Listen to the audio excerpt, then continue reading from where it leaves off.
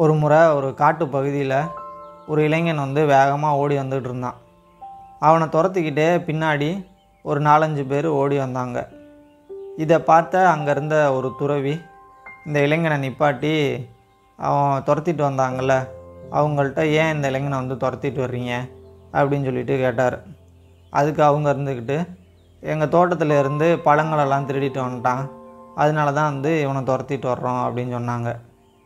இப்போ அந்த துறவி இருந்துக்கிட்டு, இவனை பிடிச்சி என்ன பண்ணுவீங்க அப்படின்னு சொல்லி கேட்டதுக்கு அவங்களோட தண்டனைகளை அடுக்கிக்கிட்டே இருந்தாங்க. இப்போ இந்த துறவிக்கு இந்த இளைஞன் மேலே ஒரு கருணை வந்துருச்சு. இவங்கள்ட்ட விட்டாக்க அவங்க வந்து ரொம்ப சித்திரவதை பண்ணிடுவாங்க, இறைவா இந்த இளைஞனை வந்து காப்பாற்ற மாட்டியா அப்படின்னு சொல்லிட்டு இறைவன்கிட்ட வேண்டிக்கிட்டாங்க, இந்த இளைஞனை வந்து காப்பாற்று, எங்களுக்கு வந்து தரிசனம் கொடு அப்படின்னு சொல்லிட்டு. இப்போ இறைவனும் வந்துட்டு இவங்க கண்ணு முன்னாடி வந்து அந்த பிரச்சனை எல்லாத்தையுமே கேட்டார்.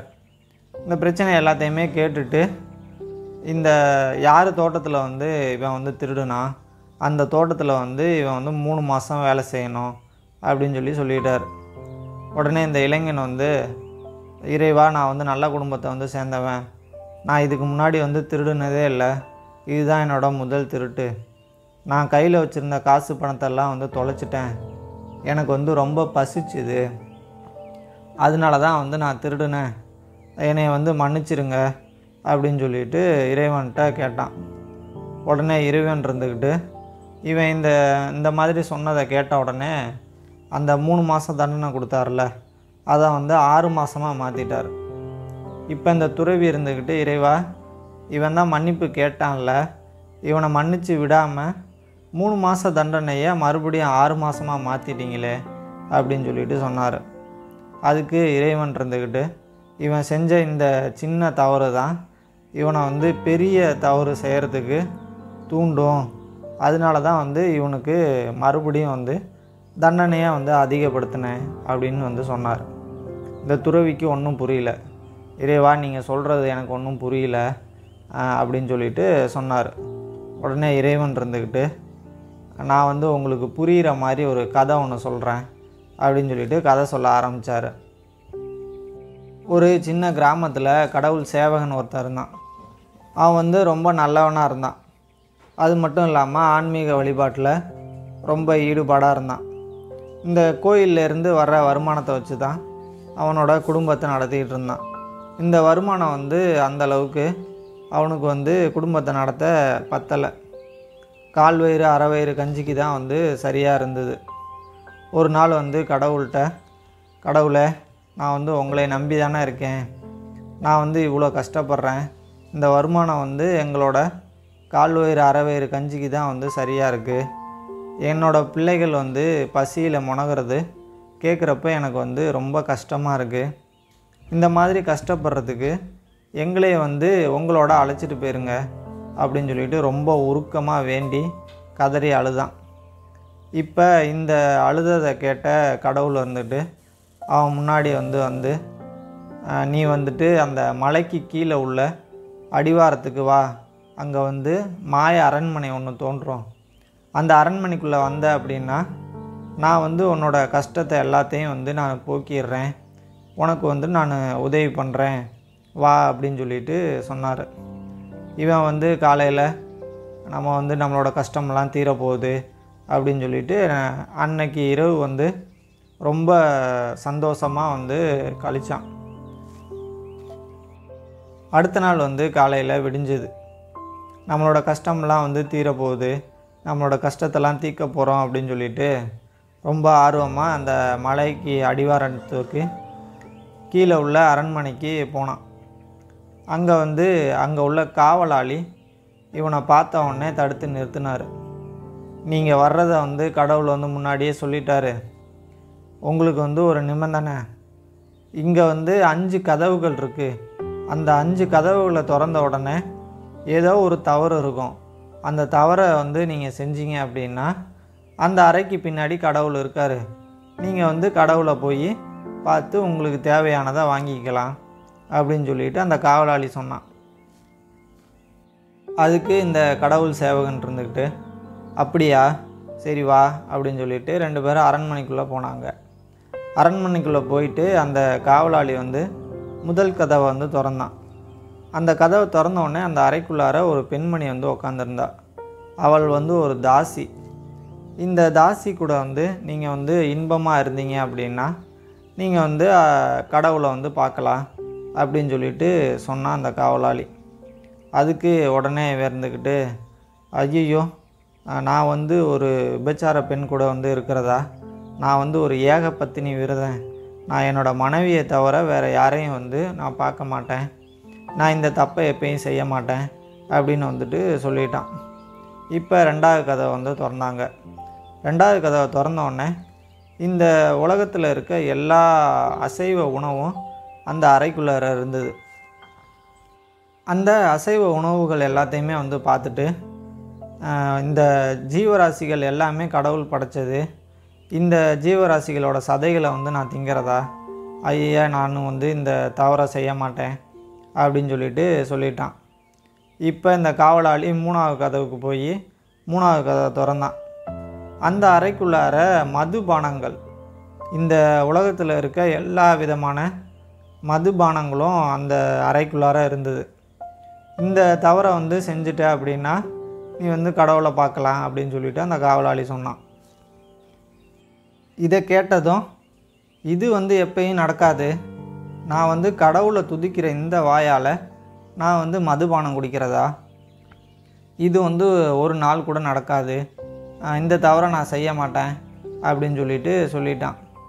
இப்போ அடுத்து இந்த காவலாளி 4வது கதவை திறந்தான். அந்த கதவை திறந்தோடனே அந்த அறைக்குள்ளார கொஞ்சம் பேர் வந்து சூதாட்டம் ஆடிக்கிட்டு இருந்தாங்க. இந்த சூதாட்டத்தில் நீ வந்து வெற்றி பெற்றுட்ட அப்படின்னா நீ வந்து கடவுளை பார்க்கலாம் அப்படின்னு சொல்லிட்டு அந்த காவலாளி சொன்னான். உடனே இந்த சேவகன் இருந்துக்கிட்டு இவனே வந்து நினச்சிக்கிட்டான், இதுக்கு மேலே ஒரு சின்ன தப்பு வந்து இருக்க போகிறதில்ல, அதனால நம்ம வந்து சூதாட்டம் ஆடிடலாம் அப்படின்னு சொல்லிட்டு நான் வந்து இந்த சூதாட்டத்துமே ஆடிடுறேன் அப்படின்னு சொல்லிட்டு சூதாட்டம் ஆட ஆரம்பித்தான். இவன் சூதாடின கொஞ்ச நேரத்துலேயே வந்து வெற்றி பெற்றான். அந்த மாதிரி வெற்றி பெற்றதில் இவனுக்கு வந்து கொஞ்சம் பணமும் நகையும் கிடச்சிது. இப்போ இந்த காவலாளி வந்து இந்த சேவகன்கிட்ட, நீ வந்து வெற்றி பெற்றுட்ட, அதனால வந்து வா கடவுளை வந்து நான் அவனுக்கு காமிக்கிறேன் அப்படின்னு சொல்லிட்டு கூப்பிட்டான். அதுக்கு இவன் இருந்துக்கிட்டு, இன்னும் ஒரு முறை வந்து நான் விளையாண்டுட்டு வந்துடுறேனே அப்படின்னு சொல்லிட்டு மறுபடியும் போய் சூதாட ஆரம்பித்தான். இப்போ மறுபடியும் வந்து அவன் ஜெயித்தான். இதில் இன்னும் கொஞ்சம் பணமும் நகையும் இவனுக்கு கிடச்சிது. இந்த பணத்தையும் நகையும் பார்த்த இவன் கடவுளை பார்க்க வந்ததையே மறந்துட்டு திரும்ப திரும்ப சூதாட ஆரம்பித்தான். அந்த மாதிரி சூதாடினதில் இவனுக்கு நிறைய பணமும் நகையும் வந்து கிடச்சிது. அதனால கடவுளை பார்க்காமையே இவன் வந்து வீட்டுக்கு கிளம்புனான். அந்த மாதிரி போகிறப்ப 3வது அறையில் இருந்துச்சுல மதுபானம், அதை பார்த்த உடனே இவனுக்கு இதை சுவைத்து பார்க்கணும் அப்படின்ற எண்ணம் வந்து ஏற்பட்டுருச்சு. உடனே அந்த மதுபானங்களை குடிக்க ஆரம்பித்தான்.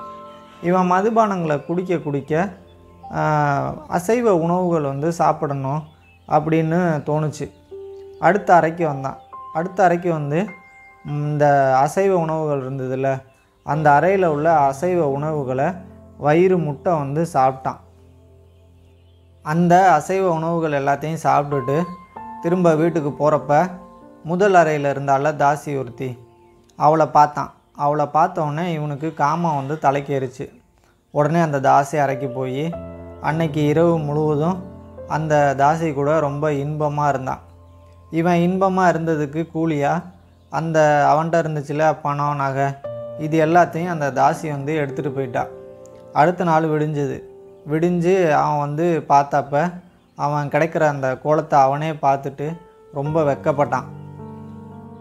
என்ன இது, நம்ம வந்து இந்த கோலத்தில் இருக்கோம், கடவுளே என்னை வந்து மன்னிச்சிரு, நான் வந்து உன்னைய பார்க்க வந்தேன், உன்னையும் மறந்துட்டேன், என்னோடய குடும்பத்தையும் மறந்துட்டு இந்த தவறுகள் எல்லாத்தையும் செஞ்சுட்டேன், என்னைய மன்னிச்சிரு அப்படின்னு சொல்லிட்டு கதறி அழுதான். இப்போ அந்த காவலாளி வந்துக்கிட்டு அந்த சேவகனை பிடிச்சி அந்த அரண்மனைக்கு வெளியே தள்ளிட்டான். வெளியே தள்ளினோடனே அந்த அரண்மனையும் வந்து கொஞ்சம் கொஞ்சமாக அப்படியே மறைய ஆரம்பிச்சது. இப்போ இவனுக்கு வந்து வேறு வழி இல்லாமல் திரும்ப வீட்டுக்கு அப்படியே நடக்க ஆரம்பிச்சிட்டான். இப்போ உடனே இந்த துறவிக்கிட்ட இந்த இறைவன் வந்து கேட்டார், இந்த கதை வந்து உங்களுக்கு புரிஞ்சுதா அப்படின்னு சொல்லிட்டு. இந்த துறவினால் எதுவுமே பேச முடியல, அப்படியே மௌனமாக அமைதியாக அப்படியே இருந்தார். சின்ன தவறு தானே அப்படின்னு நினச்சி பண்ண ஒரு விஷயந்தான் வந்து அவனை வந்து இந்த அளவுக்கு பெரிய தவறை வந்து செய்கிறதுக்கு தூண்டுச்சு. அந்த காவலாளி வந்துட்டு தவறு செஞ்சால் தான் கடவுளை பார்க்கணும் அப்படின்னு சொன்னப்பயே, தவறு செஞ்சு தான் நான் கடவுளை பார்க்கணும் அப்படின்ற அவசியம் இல்லை அப்படின்னு சொல்லியிருந்தான் அப்படின்னா அவனுக்கு தேவையான எல்லாத்தையும் வந்து நான் பண்ணியிருப்பேன். ஆனால் வந்து இவன் தப்பில் எது சின்ன தப்பு அப்படின்னு நினச்ச அந்த ஒரு எண்ணம் தான் வந்து இவனை வந்துட்டு எல்லாத்தையும் மறந்து பெரிய பெரிய தப்பை வந்து செய்கிறதுக்கு வந்து தூண்டுச்சு. அதனால தான் வந்து இவன் சின்ன தப்பு பண்ணப்பயே நான் வந்து இவனுக்கு பெரிய தண்டனை கொடுத்தேன். தப்புன்னு தெரிஞ்சு பண்ணுறவங்கள நான் வந்து எதுவுமே கண்டுக்கிறது இல்லை. ஏன்னா வந்து அவங்க செஞ்ச பாவத்துக்கு அவங்க சீக்கிரமே வந்துட்டு அதுக்கான தண்டனையை வந்து அனுபவிப்பாங்க. அதனால தான் வந்துட்டு தப்பு செய்யாதவங்க நல்லவங்க வந்துட்டு சின்னதாக ஒரு தப்பு பண்ணால் கூட நான் வந்து பெரிய தண்டனை வந்து அவங்களுக்கு கொடுக்குறேன் அப்படின்னு சொல்லிட்டு இறைவன் வந்து அந்த துறவிகிட்ட வந்து சொன்னார்.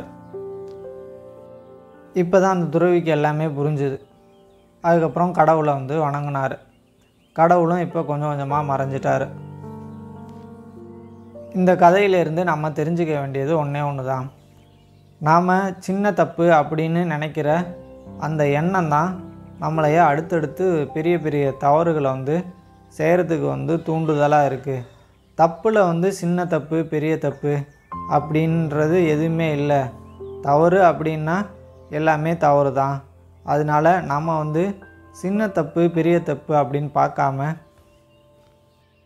தவறு அப்படின்னு தெரிஞ்சாலே நம்ம அதை செய்யாமல் இருப்போம், நம்மளோட வாழ்க்கையை வந்து நல்லபடியாக வாழ்வோம் அப்படின்னு சொல்லிட்டு இந்த கதையை நான் முடிச்சுக்கிறேன்.